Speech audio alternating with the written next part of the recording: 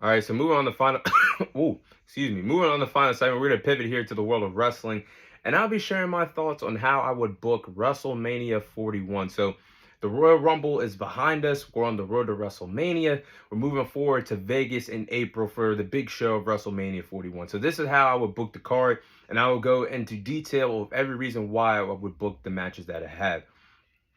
So obviously the first one will be Jey Uso versus Gunther for the World Heavyweight Championship. I think this is the obvious direction that WWE is going in. I don't think Jey Uso versus Cody Rhodes WWE title match at WrestleMania would make a lot of sense.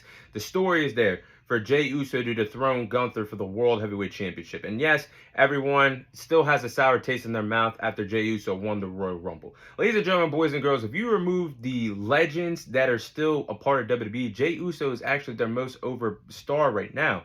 He's over with the crowd. When you yeet in the crowd, he is so over right now. You got to play his entrance music twice when he comes to the ring for a match or a promo right now. That's how over he is. But the story here is you have Jey Uso, who has failed several times against Gunther in the past, with Jey Uso losing against Gunther when Gunther was the Intercontinental Champion, and he's lost against him for the World Heavyweight title as recent as Saturday night's main event in the end of January. So now you have you have a story of Gunther not seeing Jey Uso as a true threat because Gunther has his number in the ring. So you can build Jey Uso, you can build that story of Jey trying to really think, can he be the one to dethrone Gunther? And ladies and gentlemen, boys and girls, the Yeet thing is popular, but I think WWE should build Jey Uso in a way of a serious threat, the way how he was a serious threat to Roman Reigns 3 times when he challenged Roman for the undisputed WWE Universal title during that world title run, because we got to admit, there was times where we thought Jey was going to be the one to dethrone Roman and that world title run. So it just depends on how strong WWE is going to book Jey Uso for this moment. I think he's the right one to dethrone Gunther and become a world heavyweight champion of WrestleMania 41. Because at the end of the day, you can't always push these guys forever. There's going to be a world of wrestling where Roman and Seth and Cena and Punk are no longer there. You got to eventually push a new star. And why not do it in the midst of these guys being at the top of their game? That's where the unpredictable part comes. But that's the first match I will book. Oh, excuse me. Now, the next match will be the next Women's Royal Rumble winner. That being Tiffany Stratton and Charlotte Flair versus Tiffany Stratton to happen at WrestleMania 41. Now, I think Charlotte needs to go on full heel mode here. I think the story of Charlotte returning from a torn ACL and several other knee injuries and winning the Royal Rumble, that ain't cutting it. And she got booed out of the arena Monday night on Raw, where she tried to have a babyface promo. And then she had to transition during the promo to being a heel persona again. So obviously the heel persona fits Charlotte Flair the best. So now you have Tiffany Stratton and Charlotte Flair, which is the money match. Not only that, but they're both great in-ring performers, and I think they should go with Charlotte versus Tiffany this time around instead of, I mean, as great as the WrestleMania 39 match between Rhea and Charlotte was, we just got that a year or so ago. So give us something different, something fresh, and I think this Tiffany Stratton versus Charlotte Flair feud can be maximized outside of WrestleMania. It doesn't have to end there. You can have a developing story over the next several months after WrestleMania, maybe Backlash and the other pay-per-views. But this is a big moment for Tiffany Stratton to have that big world title defense against Charlotte, one of the greatest women and one of the greatest wrestlers of all time. I think this speaks volumes to how much the WWE already put their stock into her and how much they trust her. So this is the big money match that I would go with, Tiffany versus Charlotte at WrestleMania. Now, the big question here is, what do you do with CM Punk, Roman Reigns, and Seth Rollins? So night one, I would have Roman Reigns versus Seth Rollins versus CM Punk in a triple threat match, and the setup for the winner to be inserted of night two of the main event between Cody Rhodes and John Cena for the WWE title. We all know John Cena is winning the Elimination Chamber. The story is there for him to chase that 17th world title, but what you do with the 3 wrestlers here is you can have them main event night one. This triple threat match has to have some type of stipulation that is going to benefit the wrestlers moving forward. That's how big these stars are. And I think the reason why you have the winner get into that Cody Rhodes and Cena match is because CM Punk still has that favor from Paul Heyman that we don't know about. Maybe that favor could be Paul Heyman granting CM Punk an opportunity at competing for a world title. So I think That would make a lot of sense. And we know the story of Punk and Rollins absolutely hating each other, Roman and Seth absolutely hating each other. Why not mix all three of these guys in to have one hell of a triple threat match that will be remembered forever, and have the winner be a part of the Cena and Rhodes WWE title match night 2, the main event that night at WrestleMania night 2 of WrestleMania 41. So that's what I would do with Punk, uh, Roman Reigns, and Rollins. And obviously, you're going to get Cody Rhodes versus Cena at WrestleMania, because Cena's going to win the Elimination Chamber.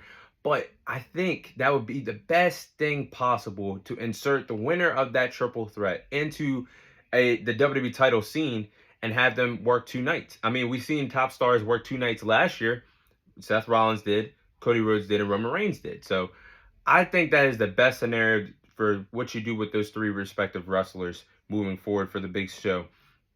Now, back to the women's division, I would book Rhea Ripley versus Io Sky for the women's world title. Now, even though Io Sky lost her women's Elimination Chamber qualifying match on Raw to Liv Morgan by disqualification, I think there's going to be an opportunity where there's a last chance Elimination Chamber qualifying match that Io Sky eventually wins, and she's inserted to the Elimination Chamber, and she wins the Elimination Chamber to set up a big WrestleMania match between Rhea Ripley and Io Sky. Now, I know the money match is also on the table with Rhea versus Bianca Belair.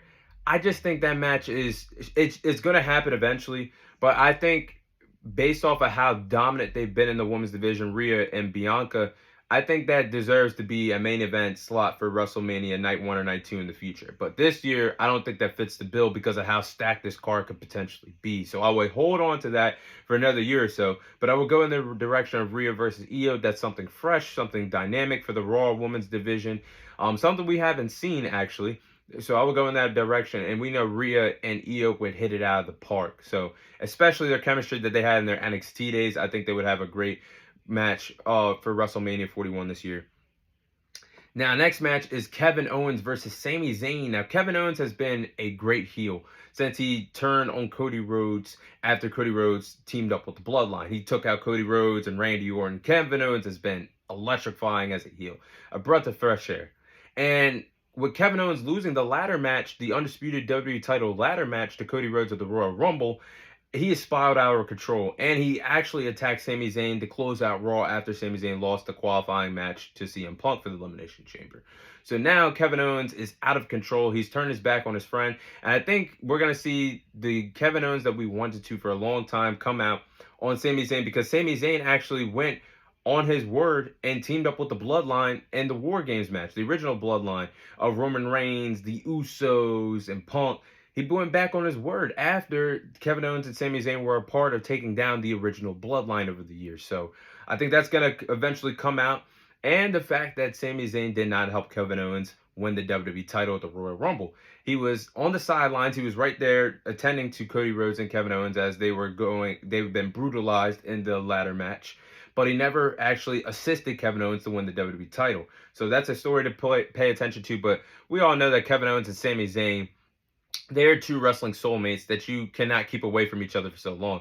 And that's not a bad thing, because they put on banger after banger after banger. And they've been doing that since their NXT days. They've been doing it in Ring of Honor before they even got to the WWE. So they have been doing this for years with each other. WrestleMania 41, they're going to have another epic match between each other. Now, this is where the card gets a little puzzling, and I threw in things that could make sense. The next match is AJ Styles versus Logan Paul. Now, I think this match could happen because AJ Styles is set to return to the red brand of Monday Night Raw.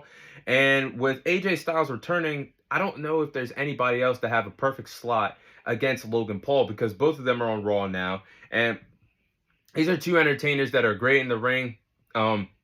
WWE can also build on the story because Logan Paul was the one who eliminated AJ Styles from the Royal Rumble. And also, why not? I mean, these are 2 world-class athletes that do not have bad matches. And AJ Styles is at the point where he's on that Shawn Michaels level in terms of being a great in-ring performer, that AJ Styles can go in the ring, have a match with a broom and a dustpan, and it's still going to turn out to be a good outcome. So I would throw these 2 together here, have AJ Styles versus Logan Paul compete against each other at WrestleMania.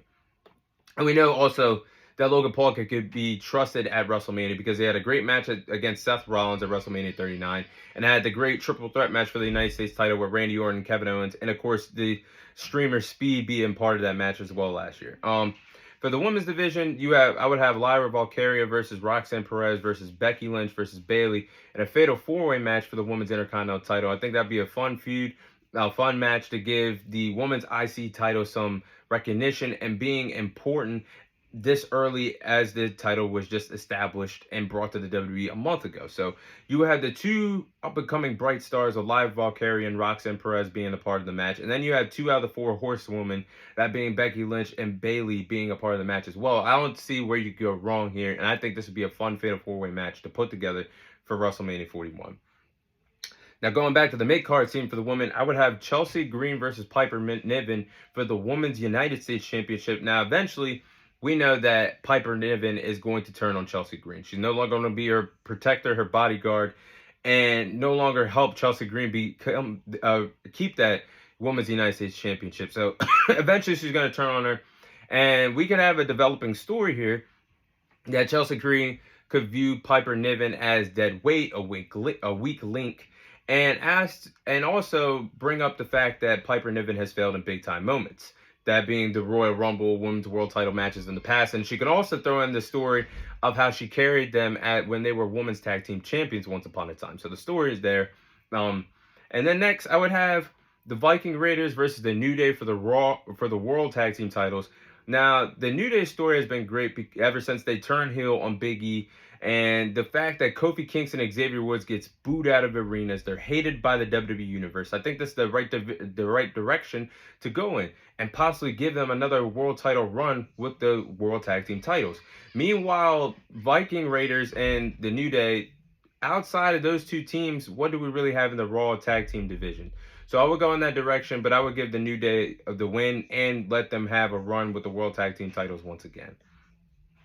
Now, in the tag team division, I will also have DIY versus the Street Profits versus the Motor City Machine Guns in a triple threat tag team match for the WWE tag team titles inside a ladder match. So the WWE should have 2 ladder matches this year. I'm gonna get to that, but I think this makes the most sense because of the 3 hottest tag teams in the division. And after the sequence that we've seen at the Royal Rumble with the Street Profits turning heel and basically beating the hell out of DIY and the Motor City Machine Guns after the match, I think this makes a lot of sense for these 3 teams to come together and have a ladder match. And we know all 6 of these wrestlers are going to do their thing in the ladder match format.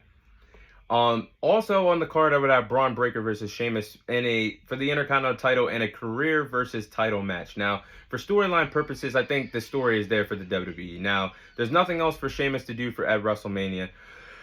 He has the story of wanting to be a Grand Slam champion. As I've talked about in the past, he has failed 10 to 11 times to win the Intercontinental title. So the story is there, and him being that desperate to finish his own story, becoming a Grand Slam champion. He could be that desperate, put his career on the line against Braun Breaker and have a career versus title match where Sheamus finally becomes a Grand Slam champion and wins the Intercontinental title for the first time in his career.